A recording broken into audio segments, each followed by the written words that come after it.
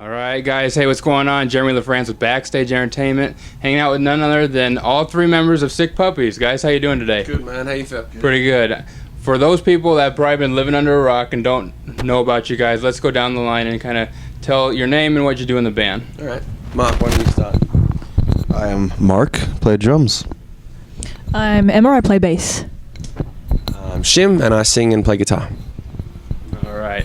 Now, you guys, you guys have had quite the past couple of years. I mean, you guys released your album back July of 2009. I mean, 2 years later, you guys released the deluxe version too. I mean, what's been the biggest thing that's made Tripolar probably one of the biggest successes for you guys? I don't know. Maybe the touring. I mean, we toured it for a couple of years straight, so we got lucky with radio. They played a lot of ours. They played all of our singles.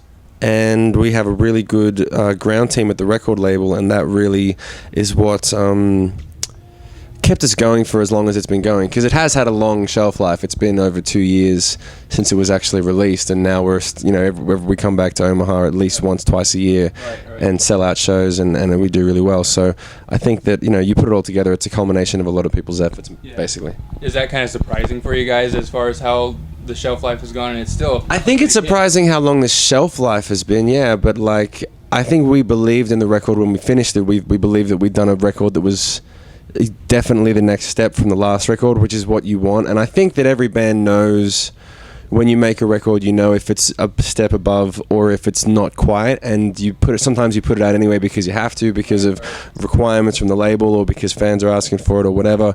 But maybe we put a lot of energy into it and got lucky with the songs, and we believed in the record. So I didn't even expect it would be out for like 2.5 years before we would be taking a break, but that's how it works. That's how it works, and it just you go with what the fans think and just see what happens from there. But talk about a couple months before even the deluxe version came out, you guys came out with an acoustic album, Polar Opposite. Do you guys prefer any of your songs as in an acoustic format? I'll kind of direct this to Mark and Emma first, see if you guys have anything. Sure. What do you think? We kind of got the idea after playing a lot of the songs acoustic before that in the past couple of years, just at a lot of interviews like this or radio stations, get asked to do a lot of acoustic stuff. So we broke it down and had an idea to maybe just go in the studio and record it and see what happens with that. And we took like 8 songs and just kind of totally kind of redid them acoustically. So it came out. I don't know, we were happy with it, and I think a lot of the fans wanted something different and new, so yeah, it was good. Different change of pace for you guys, of course. Yeah. Do you like maybe one song in acoustic versus the rock form? I would say the one song that was very different to the album version was You're Going Down. It was sort of like rearranged, and it was a different mood, so I think maybe, that would be my favorite because it's probably the most different from the original.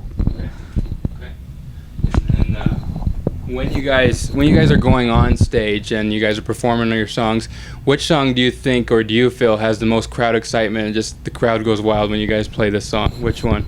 I think we're lucky. We have 2 songs. We start usually recently we start with War, which is the opening track from Tripolar, and that pretty much sets the pace. And then you create an arc and you do the songs like Odd One and Maybe, and you do some chill ones with some heavy stuff in the middle. But the last song, You're Going Down, always, both those songs are pretty much, they always inspire a riot from the get-go. And even when there's like seated crowds and stuff, that song people get up to because it's just got that energy, that really simple driving force, which is exactly why we wrote it. So yeah, those are the main ones. So Mark and Em, I'm sure you concur with that one. All right. There's kind of talk about new material maybe coming out next year. Do you guys confirm or deny that, or is it still kind of in the works? Oh, we can confirm that there is new material that, well, if we do our job well, will be coming out next year. Right. But I'm actually interested in where the rumors are at. Are they like on the websites and stuff? I think where I saw mine was this, even going to the Wikipedia page, it's just, it just says new material expected to be out in 2012. So well, yeah, that's somebody else is talking about it somewhere. If we don't release something in 2012, something's wrong. So there's definitely plans. So it's just a general rumor, I bet. Yeah, no, but I mean it's hey, fans are looking forward to it though. Yeah, exactly. So all right, before the interview started, I had mentioned to you guys we have this BSE box now. fans on our Facebook page. You guys can find Facebook Backstage Entertainment like us. You guys can get your own questions in here to ask some of the bands here. So what we'll have you guys do is draw a question. Yep, we can start with Mark down there. You can draw a question, and then if anybody else has an answer for it, go ahead. There you go. Pick a good one. It's like a fortune cookie. What's the best prank you've pulled or has been pulled on you? Yeah, best prank, huh? Best prank. There's a few of them. There's many. Want to tell My favorite one? the Shinedown one? Well, the Shinedown one, but my favorite one was probably the most recent one we did on a band called Out of Leaders Way. And there was a little bit of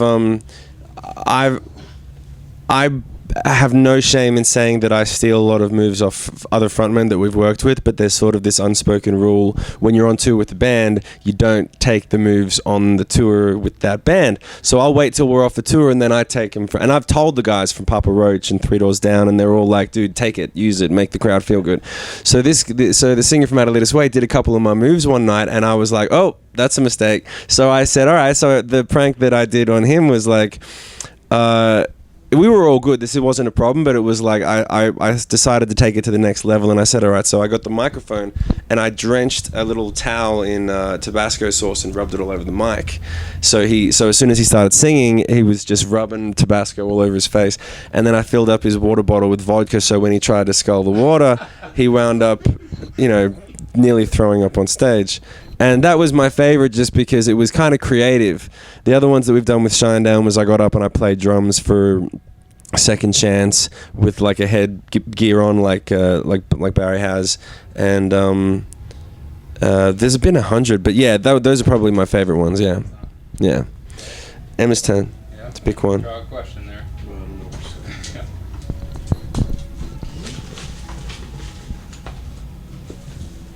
All right, Emma, what do you got? All right. This one is asking any regrets for choosing to be a musician. Ooh, this is a hairy one. Honestly, no regrets. None whatsoever. It's something that we've been wanting to do as a kid, and even in high school, I met Shim, and even before I met Shim, I always wanted to be a musician. But the thing is, it's like the reality of it back then, you just don't know whether you will, how much success you will get, and whether you might have to stop and do something else. So I think it's been a really good journey so far. So yeah, there's definitely no regrets. Do you know what you'd be doing if you weren't in the band? Let's take it a step further there. Honestly, I don't, because there isn't a backup plan, so to speak. You know how a lot of people have those when they endeavor on like anything creative, because you don't know how successful it will be, and you have to be, people say you have to be realistic, and because you have to make a living, and etc. etc. But yeah, I didn't have one, and Shim didn't have one either when we first started, and I think that's what, and Mark doesn't have one either, so that's probably what fuels the urgency sometimes, because it's like, well, this is all we have. So yeah. So you're living your guys' dreams, that's safe to say. That's it. All right, Shim, what are you doing? All right, let's see. I'll get this wrapped up. You get a good one. What is your favorite or least favorite tattoo? If none, do you want any? None of us have tattoos. We're actually well known among, but one of the things that we have separated from all of the other bands on tour is that none of us have any tattoos. And I think the only time that I'm going to get a tattoo is when I have a child. So that's not for a long time. But when I have a child, that'll be the one thing that will, no matter what happens, will be a permanent. Everything else I find impermanent, so I'm not really willing to put it on my skin. Emma, on the other hand, has one concept. Oh, I've been thinking about it just because I don't know, it's like people say it's like never too late to get one. I like the idea of it, but I kind of still want to think about something that will be relevant for a while, and I guess having a child and maybe having its name would be one. And I don't know, I've been thinking about just things that will be relevant for the rest of your life, and that's a hard thing to come across. So I have a few things that I've thought about, so maybe soon, yeah. Maybe. We'll just keep watching for that. Yeah. Anybody want to do more questions, or you guys? done. Questioned out. We're questioned out. We're Questioned out. ready for our show. Yep, you are. They are.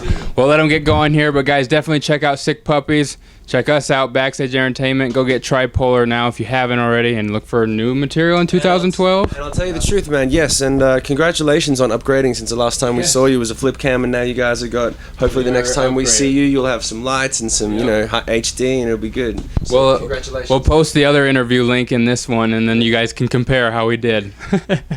All right, once again, Sick Puppies. Check them out, guys. Hey everyone, make sure to like Backstage Entertainment on Facebook to see our photos, to enter yourself into contests for autographed prizes, and other news. Also, make sure to click the subscribe button on YouTube to check out the rest of our videos. And you can find us on Twitter to get updates about what we're doing. For Backstage Entertainment, this is Jeremy Lafrentz.